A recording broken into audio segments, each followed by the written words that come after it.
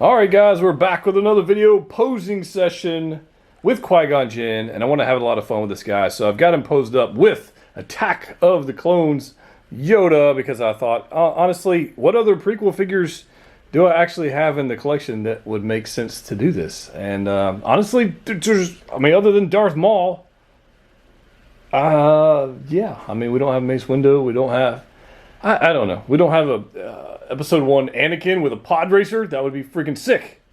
But since we don't have that, this is what we've got. So I want to start this one off simple. We're going to have some fun with it. I am going to break out Darth Maul. We are going to break out some other figures and have some fun with this. Maybe some battle droids. We'll have some fun with those guys. But let's take a look at this first one. I've got them right here. This is just this really simple museum-like pose for Qui-Gon. That portrait is amazing. As you can see right there, that's a beautiful portrait. So he's got the one gesturing hand, he's got a saber behind him, and then I've got the cape kind of flowing back, and then there's Yoda at the ready with the saber. Looking amazing. I hope you guys picked that up when you had the chance. That Attack of the Clones Yoda is crazy. The robe on Yoda is actually wired, so you don't have to mess with that. The robe on Qui-Gon is not wired.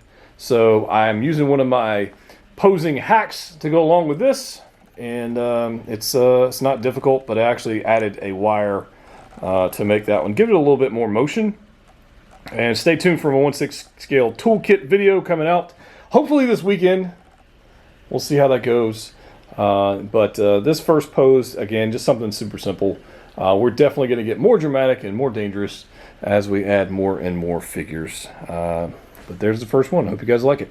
Let's move on to the next. All right, guys, next up, we're going to be adding some more figures to this one. I broke out some Sideshow Geonosis battle droids for this one, and I changed up the pose for Obi-Wan. And honestly, I wanted to keep it. Obi-Wan wasn't a super dynamic, flippy guy. I mean, he did some stuff when fighting Maul, but other than that, he was a pretty reserved Jedi Master. So this is actually pretty simple as far as the pose goes. I did change up a little bit of the pose with Yoda.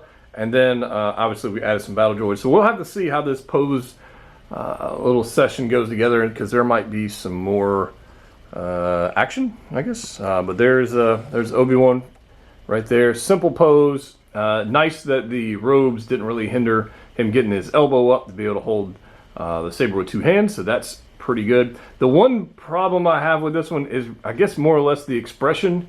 Because if you're doing some dynamic poses, his expression is more stoic, and it's not like for example, the Darth Maul, we got like two portraits, one like screaming and one, there's just only so much you can do with that. But anyways, it's not bad.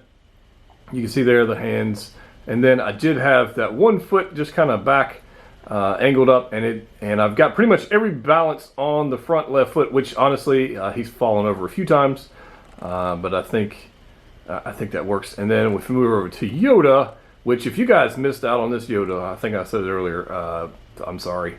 It's awesome. He's got a little magnetic saber going on right there, and just an overall gorgeous piece. Yeah, just really like, and I like the wired in the cape. So that's pretty cool. And then we've got some battle droids at the ready, getting ready to take on these Jedi Masters, which, we already know what's going to happen. So let's go ahead and watch it unfold. Alright guys, so we got the next pose up, and we're seeing how this fight's going. So I did remove the cloak from Obi-Wan, which I like quite a bit more than him having the cloak. The lighter colors just make him stand out a little bit more. Obviously the mystery of the cloak and the Jedi, I get it. But I think I like him without the cloak. And I haven't put the poncho on him yet even, so we'll see how that goes.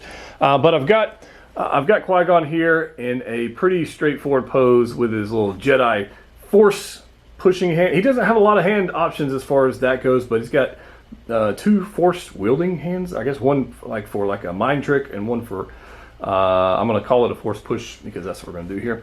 But there it is without the robe on it. You can see there. You can see like the belt a little better. You can see the boots. Pretty nice. And I do have his robe there in the back, because he has just dropped it. Because he is fighting this battle droid guy here. And here's our Force push on our Sideshow Geonosis battle droid. He is having a bad day. It's not going to work out well for him. Roger, roger. And there it is. So not bad. Not bad at all. So there we go. But obviously there's another Jedi Master on the scene taking on the other battle droid that was getting in the way. So let's go ahead and go over here to him. And there he is. Yoda is taking care of business. Let me move this light over here so you guys get a little better look. But Yoda's taking care of business and doing a fine bang-up job on taking care of battle droids. So no problem there whatsoever for him.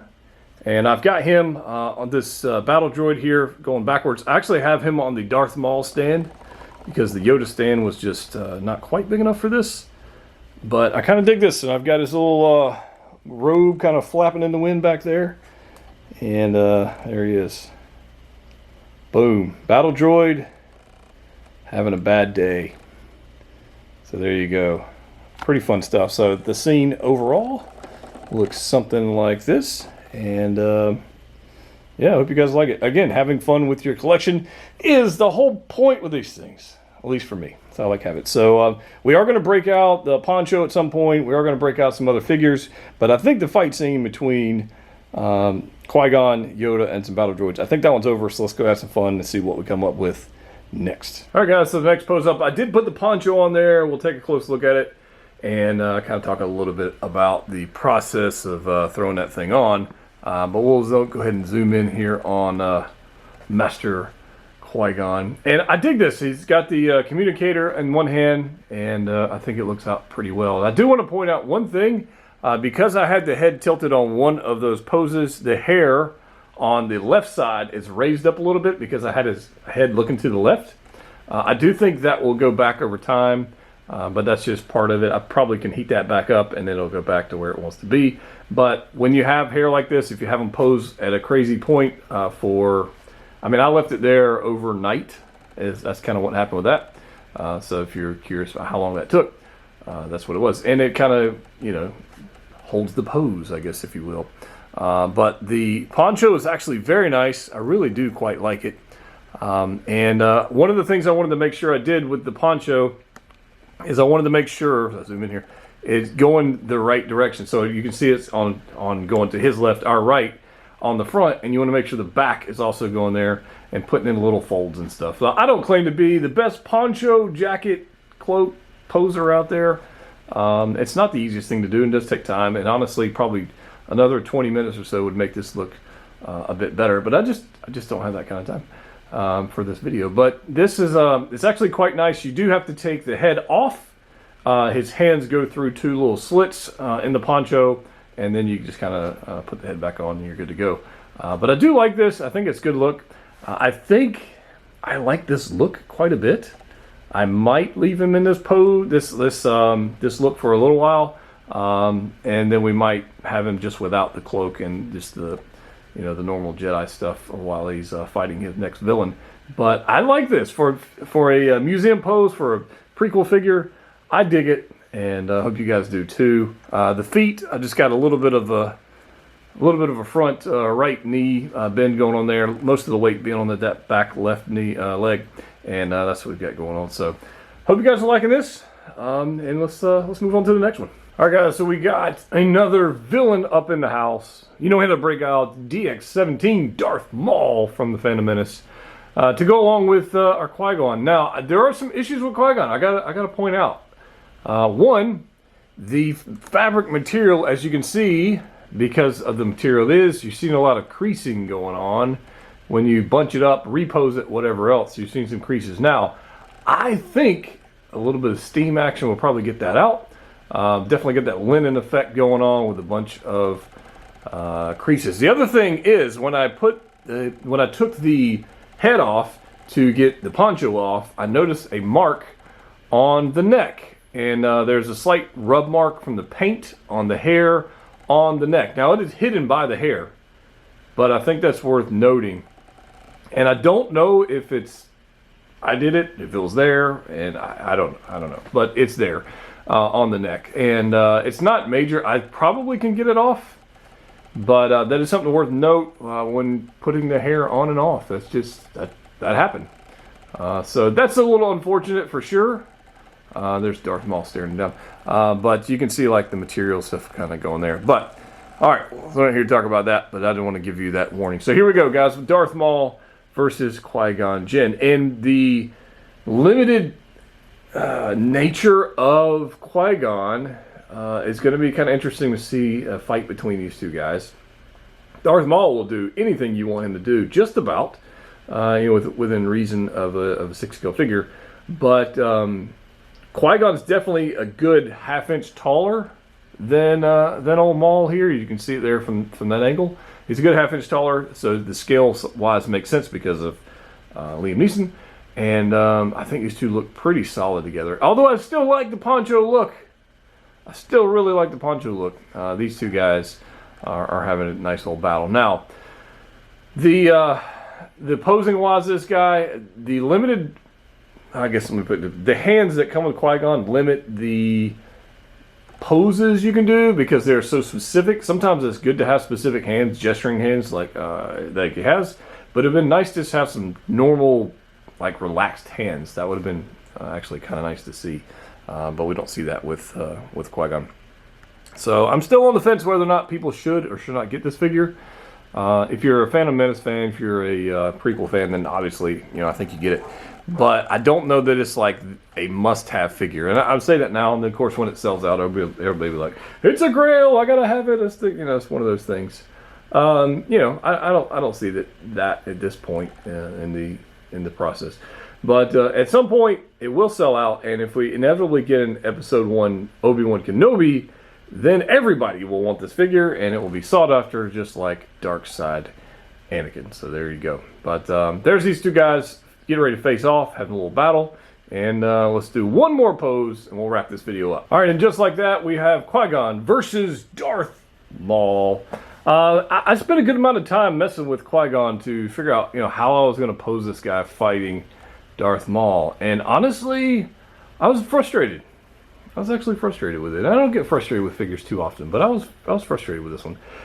Maybe because the lack of hands, maybe because the mark on the neck, maybe that's just got me annoyed. I don't know. The boots definitely are a problem. These boots right here don't allow for much ankle movement, so that definitely hindered some stuff I was trying to do because there's just not a whole lot of movement there. As you can see, even that back left leg is not even 100% on the ground. I don't know. I was just kind of frustrated by that. The fabric, I think, is fine. I mean, where the creases or whatever, wrinkles, whatever. Fabric does that, is what it is. Maul, I think, throughout the screaming head sculpt for this one, Maul looks fantastic. I'm a big fan of Maul anyways. But him versus Qui-Gon, I don't know. Maybe my expectations were too high. I don't know. But I just kind of, sometimes you just struggle with things, right? And for this one, I just struggled with this particular one. So, it just is what it is. I thought about not even showing this one off. But I figured somebody would want to see it. It's not terrible.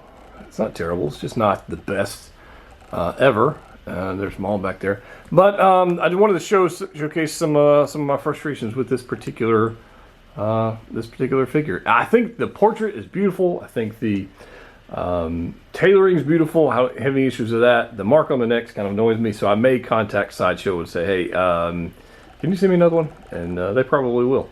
Yeah, the poncho look is my favorite look out of all of them. I think that's probably where it's going to end up being displayed for me, even though it took me about 10 or 12 minutes to get the poncho looking somewhat decent. But there we go. So that's my final thoughts on this guy. Should you buy it? If you're a prequel fan, yeah, I'd pick it up. Because like I said, once it sells out, they're not going to do a second batch of Qui-Gon. I mean, that ain't going to happen. So, and when it sells out, it'll be everybody's grail. And everybody's going to be like, why did I buy it? And, that's the cycle. That's how it goes. It happened with Solo Maul. I told you guys about that. It happened with OG Mando. Told you guys about that one. So... anyways, more stuff to come, guys. Stay tuned to the channel. If you haven't already subscribed, please do so. Now's a great time to do that. Check out the Patreon down below as well if you want to support the channel that way. We got some awesome behind-the-scenes exclusive content coming to Patreon. So pay attention to that. It's not very expensive if you want to join. I think it's like $4 or $5 or something like that. But you get some behind the scenes stuff, and we're going to have a lot more other content on there as well. So stay tuned for this. Subscribe. Hit the thumbs up. Let me know your thoughts down below on Qui-Gon if you picked them up or not. And as always, click what you like. We'll see you next time.